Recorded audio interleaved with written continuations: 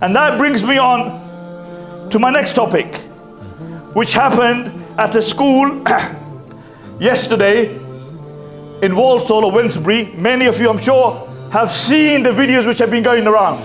With a school, they brought a gay Muslim to speak to the Muslim children.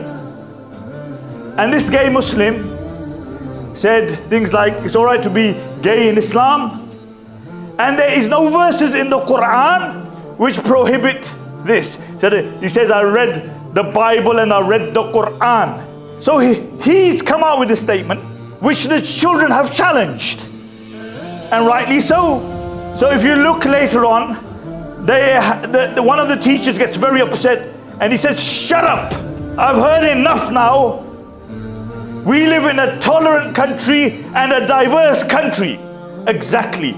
We live in a tolerant, diverse country, and therefore if you bring a person with opinion which no Muslim, no scholar worth his weight in salt has said in 1400 years, then we have the right to defend our opinion.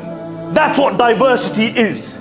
Diversity is not you shove your hegemony down people's throats. I want to ask all these schools which speak about diversity, how often have you had the other opinion come into your schools? So if you come with an opinion which contravenes 1400 years of Islamic scholarship, then diversity is this, that we have the right to challenge it. That is diversity. And then he comes, next statement.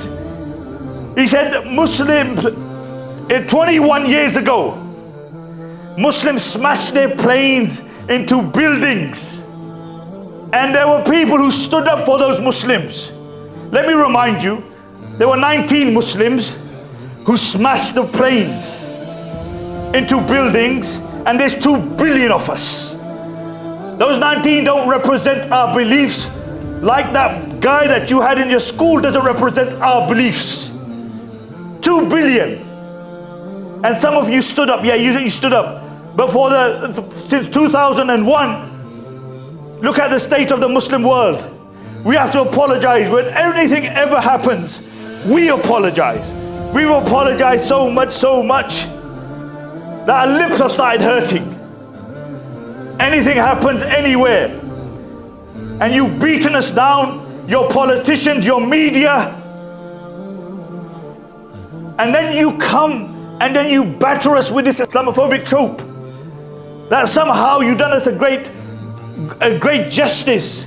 It's 19 people who flew their planes into those buildings. There's 2 billion of us. Since when have you apologized for your Iraq war, which resulted in ISIS?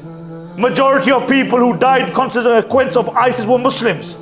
Since when have you apologized for Afghanistan?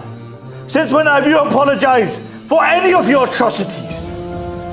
So if you do bring an opinion which contravenes our basic Islamic rights, then we have the right to challenge it. That is diversity. But here diversity seems like you, the state, want to play the parent.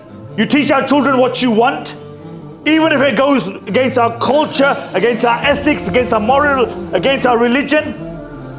You give children at school puberty blockers without the consent of the parents, and now you want to play God.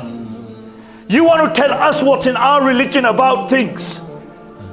Somebody who picks up the Quran and he's already got a disposition, and then he forces that disposition on the Quran, and then you bring it to a school and everybody must be stupid. Everybody must be quiet because the saviors have come to enlighten us. So if you really believe in diversity, like you say in it, you believe in a tolerant society, and the girl does make it quite clear. She said, if you want to practice it, it's fine. We have no problem. Somebody want to practice it? Fine, practice it. That's your right. But don't tell us that this is your religion, and then we have to remain quiet, otherwise we are defined as homophobic. I don't see that as diversity. I see that as dictatorship and fascism.